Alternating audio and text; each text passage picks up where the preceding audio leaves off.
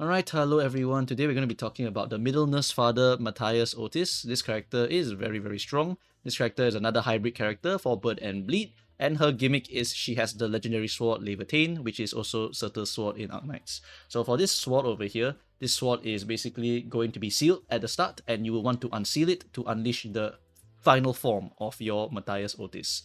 For the gimmick that this character does, basically, once you get Levitain, all your skills now transform into these sword versions of themselves. So this is the non-sword version, and then you transform it into Gut Stab. You can notice that a very significant change here is 3 coins into magically 5 coins, which is very, very strong. Notably also, once you get Levitain out, you now are a burn ID as well. So you do a lot of burn damage as well over here, a lot of burn potency as well, and I think you're burning yourself as well. Yeah, you're gaining a lot of burn as well because you can't really wield the sword as good as you might want, right? So you can see you can gain burn equal to number of coins. So it's also hurting yourself, but you're tanking it because of your incredible grit, right? Complete and Total Extermination is going to be a 5 coiner. This one's going to be a 4 coiner, and this character also has the typical middle stuff that you might expect. For example, Rule Violation, which basically you want to get 6 NV res, you convert it into a skill tree, and you gain missing health, and you lower your own stagger threshold by 10, which is very, very powerful. So this character is really, really, really damn good, and can belong into the House of Spiders team, or just the middle gang team. No problem at all, right? So how do we unleash the beast? This is the mechanic called Rising Fever, similar to the Nursefather Honglu, where you need to basically have a bunch of the other ring characters on the field, and you want to do something to lower the stacks so that you can unleash the final magnum opus for your art. This character wants to unleash the sword by performing with the rest of her middle family. By getting 6 NVA resonance, you will be able to unleash -1 on the Rising Fever, and or you use the counter, or you just use skill tree. As long as you use any of these variations, you will minus a stack. So in the sealed sword form, you have 1, so you just -1, just use 1 skill tree, just use 6 A resonance, boom, -1 already. Then after that, what happens is that you will use a bonus skill. This bonus skill is called Time to Unpack, and then after that, you will unpack 1 layer of the sword. The second layer is a bit harder, it's the first seal. The first seal requires 2 to remove, second seal requires 2 to remove. So it takes a while to remove everything over here. The only other way to remove it a little bit faster is basically when you get hit too much and you drop to 80% HP from the sealed sword only. Then you can unpack it regardless of the Rising Fever stack. Once you drop to 50% HP, you also gain 3 ridiculous grits. So you just grit your teeth and just take it, right? Normal 1.0 resistances. You just become 1.0 resistance to pierce, for example, right? And then after that, you take -30 plus Middle Vengeance stacks less damage from skills, and then you get more SP, and then you deal more damage if you lost SP. So it just makes you very, very hard to kill once you drop to 50% HP. When you're staggered for the first time, just say no. Just apply grudges to the enemy, and then when you have these grudges also, similar to your Heathcliff, who gets total and complete extermination, right? This character will also unleash complete and total extermination, right? So this is the main mechanic of the middle, and you want to basically farm these stacks as much as possible so that you can shit out all of these very powerful skill trees on top of getting 6 A resonance so that you can basically unleash a bunch of skill trees over here. The more skill trees you shit out, the more Levitain stacks you will gain, which will allow you to unleash the beast as fast as possible. Alright, after that we have Parenting. For Parenting, we have checked this out, kiddo. Basically, you have 10 stacks of this. As long as you don't get hit twice, as long as you do not get hit twice, you'll be gaining it, because all you need to do is just play the game. If you win a clash, you gain something. If it's the first skill this unit used in that turn, just gain another. And if you hit an enemy, you gain another.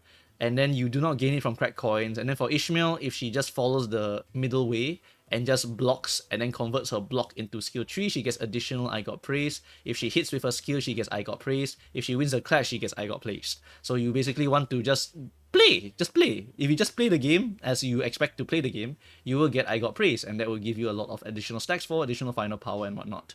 Then we have Saikai. For Saikai, we basically have the Blade of the House of Spiders Ryoshu, and this will give you 1 entanglement. You also take less damage to Ryoshu, and when Ryoshu gets hit, you just gain 1 offense level up. So it's just a bunch of very, very good stuff for Ryoshu, which makes you very, very powerful. After that, we have Tanks Kiddo. Tanks Kiddo is basically, once you have Levitain, you can now kill your friends. So when any of your allies have less than 20% HP and they lose a clash, you execute them because they are useless. So might as well, good girl, your sacrifice for the family won't be forgotten. Just hit that guy really hard, kill him, and then nuke the guy that's behind that guy also, right? Notably for Ishmael, it's easier to kill her. You just need her at 30% instead of 20%, which is horrendous when you think about it.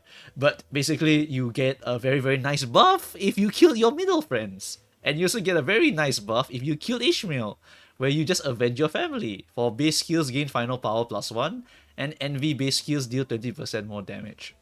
After that, you have the typical middle stuff. You apply Vengeance Mark on people who hit you the most. You apply House of Spiders Vengeance Mark to the person that did the most skill damage. And this version of the Book of Vengeance will heal SP for Ishmael and heal SP, sorry, not SP, but gain more stacks of grudges for the Nursefather Outis and so on and so forth over here. Right, so just very, very good. And then after that, you just get Envy Resonance to get more middle grudges for faster getting of your skill tree. And if you see other people get hit, you will gain more stacks. When your middle apprentice is getting hit, you gain more stacks. If your middle ally is getting hit, you gain more stacks.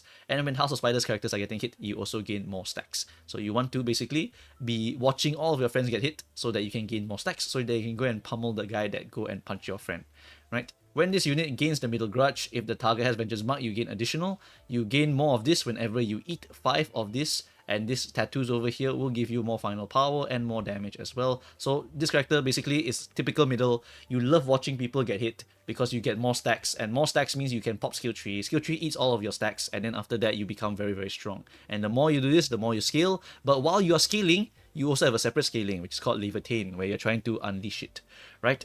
For skill 1 over here, your skill 1 transforms into this skill over here, which basically makes you lose 5 SP every time you swing with it, because it hurts, or you basically can't control the sword. So that's why you're having a little bit of trouble with getting yourself burned. You're burning yourself, and you're also losing sanity. So you can kind of control the sword, but you can't fully control the sword. After that, for skill 2, you basically transform into Gut Stab, which is just 5 coins, just ridiculous, and then a lot of this other shit over here. Skill 3 will be the biggest one, which is your Complete and Total Extermination. Remember that you can convert it to this through your counter skill also, right? And then you get coin power if you have Vengeance Tattoos, you apply Bleed Potency, you gain burns, you lose 5 SP, you consume all your grudges, and then you gain additional blunt damage up next turn if you use this as a counter transformation.